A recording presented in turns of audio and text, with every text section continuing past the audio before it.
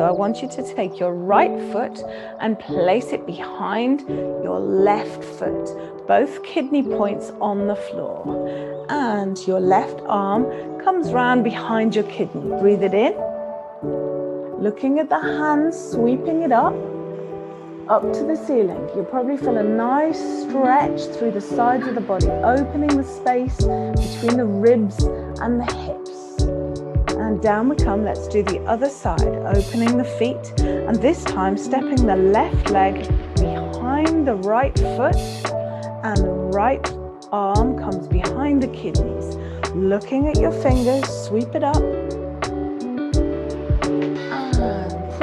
To kidney 1 in the soles of the feet and reaching up with your fingers. This is eagle spreads feathers. So imagine you are a big eagle with big wings, opening up, beginning your flight.